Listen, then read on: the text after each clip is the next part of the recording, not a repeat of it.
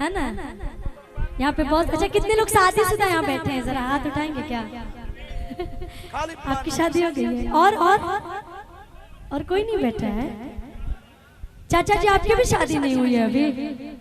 हाय राम, बताओ अब हम का कहे, हमारे तो बोलती है बंद हो गई। ए चंदन भैया पूछनी केकर बियाह भइल बा, केहू हाथ नहीं खुड़ा, सब जब कुंवारा ही आइल बड़े ना हमार भइल बा। केकरा भरोसे? चंदन भैया भरोसे आइल बन जकार वालो। हां किसकी शादी नहीं हुई है? यूट्यूबर में से बस एगो हमार खाली भइल बा। बाकी क्यों? चलिए कोई बात ना, लेकिन लड़किया की जब शादी होता तो का कहता रही हो?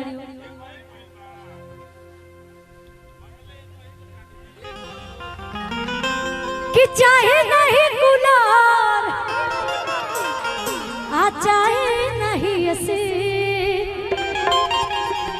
भैया वही भी रही है बाजी, कि चाहे नहीं गुलार आ चाहे नहीं ऐसे कि मजा देला देसी भतार मिलल देसी, मजा देला देसी भतार मिलल देसी, मजा देला देसी भतार मिलल देसी। कि चाहे नहीं गुलार चाहे नहीं ऐसी, चाहे नहीं गुलार चाहे नहीं ऐसी। लड़की की फरमाइश है कि मजा देला बेसी भतार।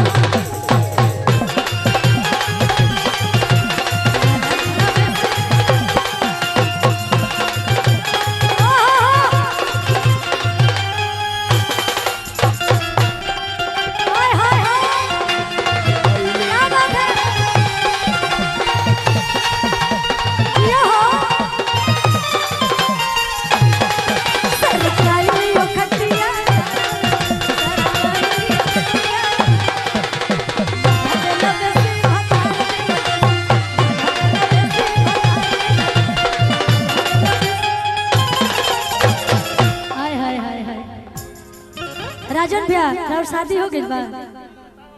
बताओ हो। एगो भइल बा अभी। के गो करे के बा अभी? अभी एगो हमर लड़का कह दी ना, ऐसे कहते थे कि इतना सुंदर बजवैया मर्द मिलल बड़े। भाभी तो एकदम खुशी हो जाते हैं, इतनी अच्छी टैलेंट है इनके अंदर, इतनी अच्छी टैलेंट है, बहुत अच्छा बजाते हैं।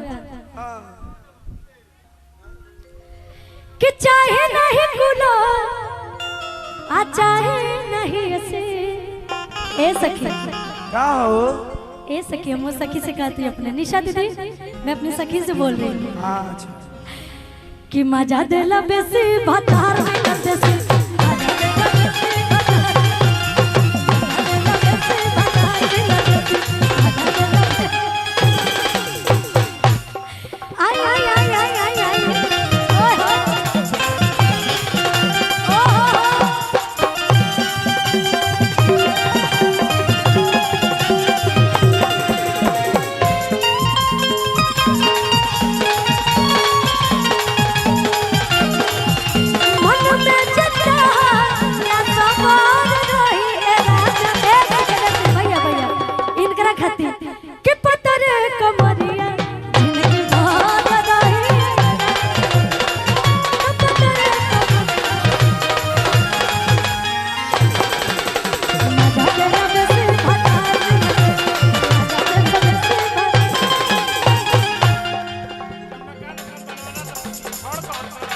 अच्छा, हम एकदम हम याद करते हैं कि अभी बना था, हमको जरूरत पड़ी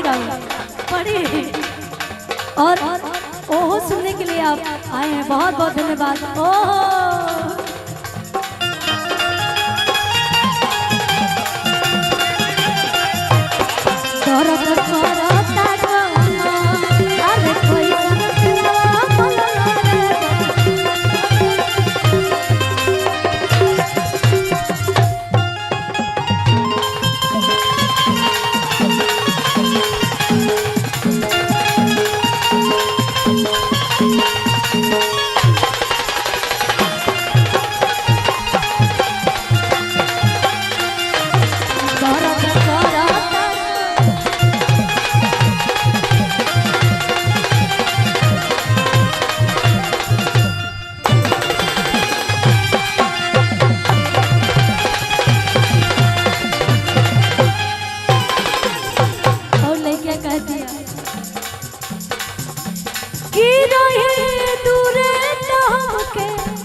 बोलावे सखी रे अलग गोदी में बिना डोलावे सखी रे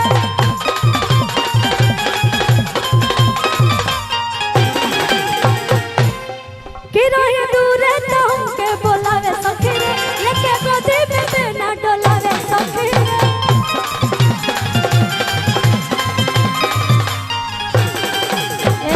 इधर आइए इधर भैया रोए नहीं डुगडुगी बजाओ तनी अरे वो सामने आके बजाए इतना अच्छा कलाकारी के छुपाई ना और देखिए आप सब को एक और बहुत ही अच्छी टैलेंट दिखाती हूँ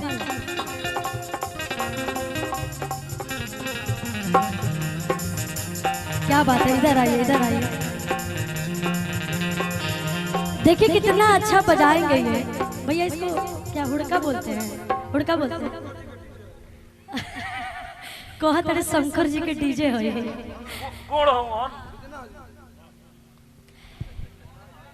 तारा है दूर तुम के बोलावे सखी रे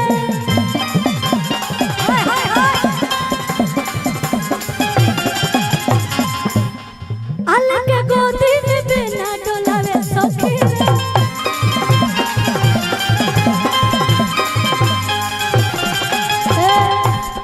तो हवा ताजा मिलेला बड़ी मजा मिलेला अब प्यार पियावा के धरी भर पाजा मिलेला कि दिलवे के कुट में करावे रोज पेशी दिलवे के कुट में करावे रोज पेशी कि मजा देला बेसी भतार मिला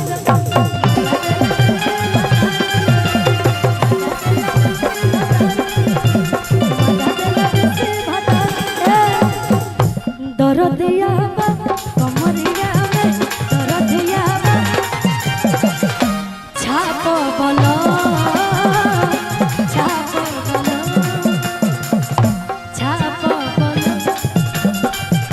हरदिया पीस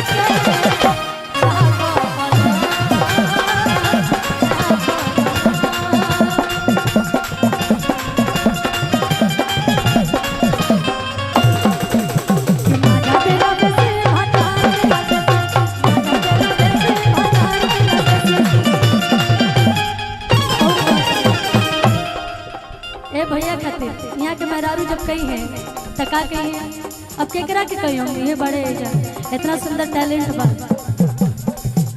अच्छा इनकर मेहरारू रउआ से कही है ला भाई अब ये टाका बढ़ावे लगल की केहू बाटे नसैया के तो करबे हो अलग सो करके मजा खुशी को करबे हो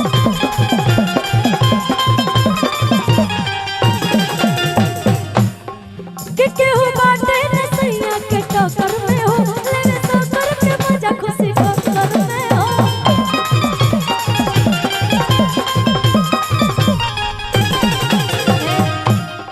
कि जो भरोसा विश्वास हमरा पास रहेला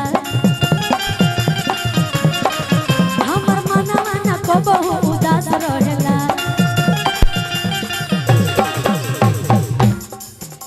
कि पिया पिया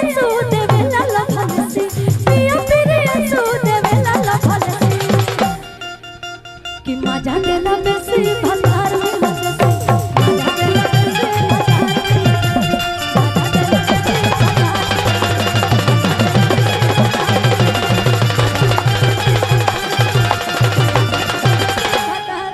एक बार जोरदार ताली बजा दीजिए भैया के लिए जोरदार ताली वाह बहुत अच्छा लगा बहुत अच्छा लेकिन सच में आज मुझे लगा ना कि ये बोला वो मेरा सफल हो गया सच बता रही हूँ क्योंकि सही बोल रहे हैं बहुत बहुत प्यार मिला और अच्छा लगा मुझे हमारे जिला हमारे घर परिवार में जब इस गीत की फरमाइशें हुई ओहो बहुत अच्छा हेलो थैंक यू खुशी एक मिनट आप द्वारा